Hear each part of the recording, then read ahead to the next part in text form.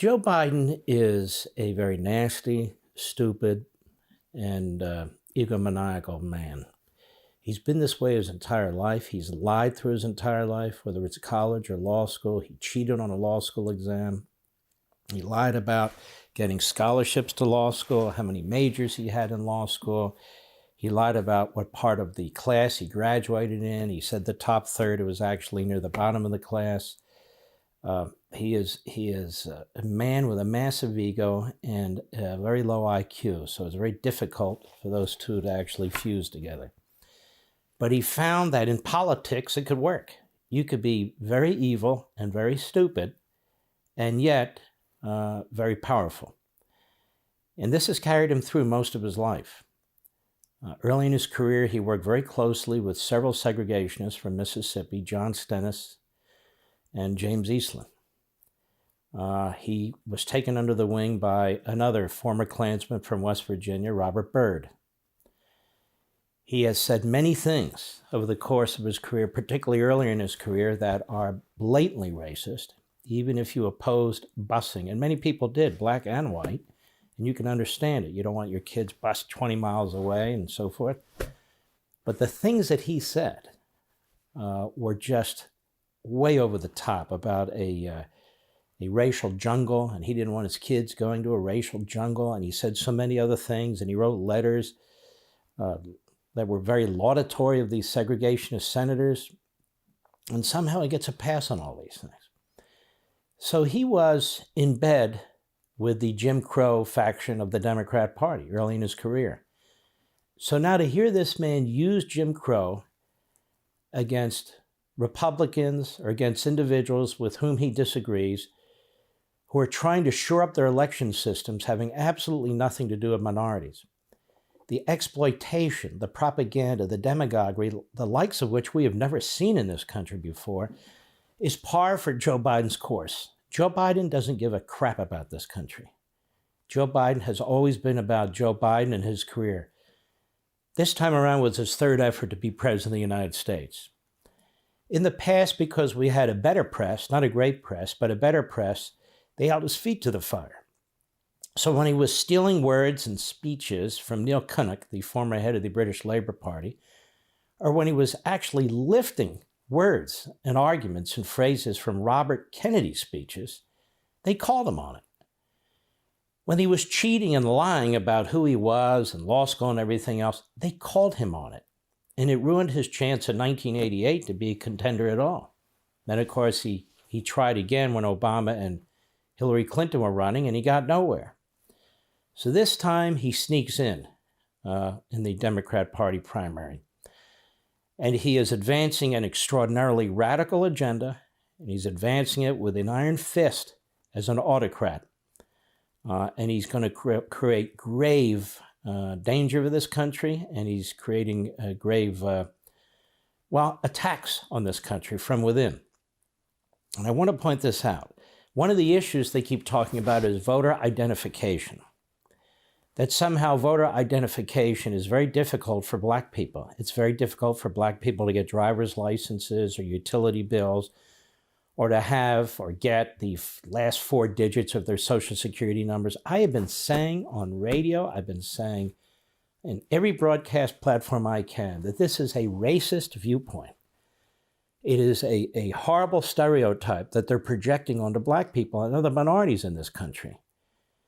Everybody gets identification. Everybody has utility bills. Everybody has a social security number. Otherwise, the social security system and agency are racist. Otherwise, everything we do is racist because you need an ID for everything. I don't leave the house without an ID. You can't drive your car without an ID. You can't go on a train or a plane without an ID. You can't go into 7-Eleven and get some beer without an ID. Over and over and over again, you get an ID. But when it comes to voting, apparently it's a bridge too far. It's a hill too high. It's ridiculous. So the Democrats create these lies. They create these pseudo events. And if you don't embrace their insanity, then you must be a white supremacist. So this entire thing with Major League Baseball, this entire thing with the American media, with the Democrat Party is utterly manufactured. And what Joe Biden did and what Major League Baseball did is hurt is hurt the city of Atlanta and all the people who live in and around Atlanta and the state of Georgia. They took almost $200 million that would have been economic activity in the state of Georgia, and they gave it to the state of Colorado. And as I discussed the other day, and as you've heard by now, Denver's 70% white. It is a majority white, a significantly majority white city. That's irrelevant, except if we're discussing race and what they're doing. That's not the case with Atlanta. Atlanta is almost 51% black and 41% white. So they literally took money out of a mostly black city and gave it to a mostly white city, while they claim to be concerned about Jim Crow and the voting system against black people. Now just think about this.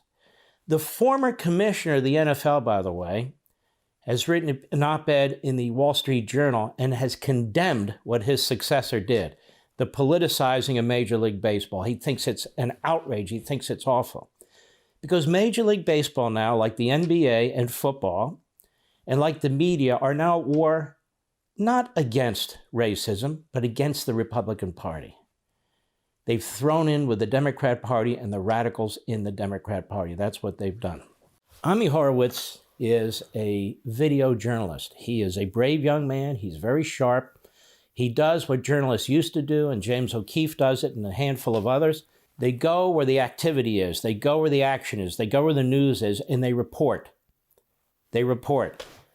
And Ami Horowitz, well, this is self-explanatory. Take a look at this when it comes to voter identification. Go. I'm Ami Horowitz, and I'm here in Berkeley, California to find out if voter ID laws suppress the black vote. Do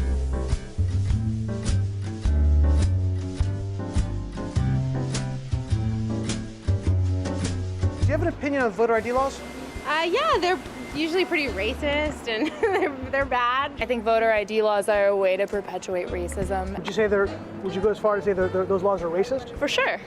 Do you think it suppresses the African American vote? Definitely. Tell us how. Because they're less likely to have state IDs. Minority voters are less likely to have the kinds of IDs that have been described or required. These type of people don't live in areas with easy access to DMVs or other places where they can get identification. You can always get IDs you do over the internet. Does that also make it difficult for black people in particular? Yeah, you have to have access to the internet. You have to be able to pay an internet service provider for certain fees. Do you think that's harder for black people to go online? Well, I feel like they don't have the knowledge of how it works. A lot of people have smartphones, but you might not have data. For most of the communities, they don't really know what is out there just because they're not aware or they're not informed. I also think there's a repression of black voting with how if you're a convicted felon, you're not allowed to vote and everything. And when you look at swing states like Florida, that's a huge population of the African Americans. Now I'm here in East Harlem to ask black people their thoughts on what you just heard. Do you have ID normally? You carry ID around? Yes, I have state ID. Do you carry ID? Yes, I do. Do you know any black person who doesn't carry ID? No. Everyone that I know has an ID. Why would they think we don't have ID? That's a lie.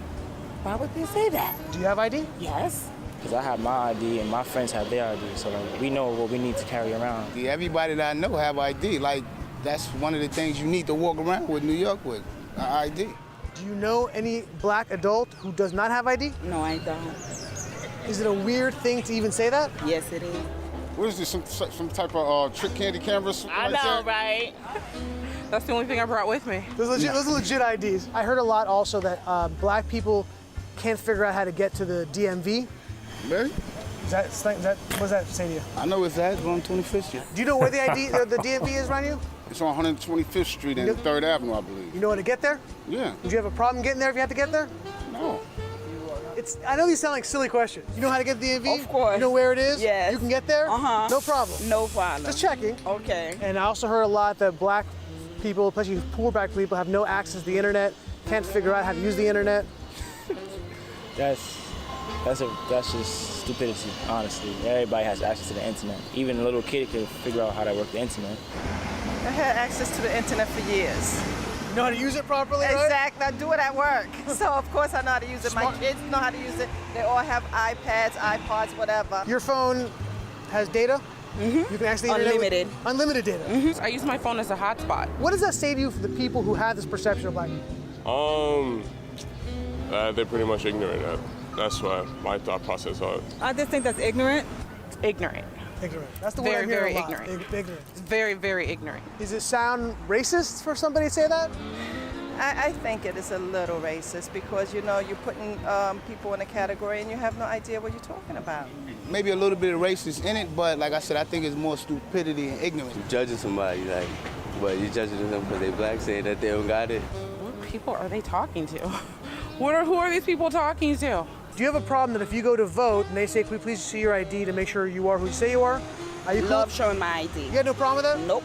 Would you have a problem if when you go to vote, if they say, "Can we please just see your ID to make sure you are who you say you are"? Do you have an issue with that? No. Would you have a problem if there was a rule where you had to show your ID in order to vote? I don't think so. No. Would you have an issue if there was a rule saying you got to show your ID before you vote? Nah. Are you cool with that? Yeah. This gives me hope. This gives me hope.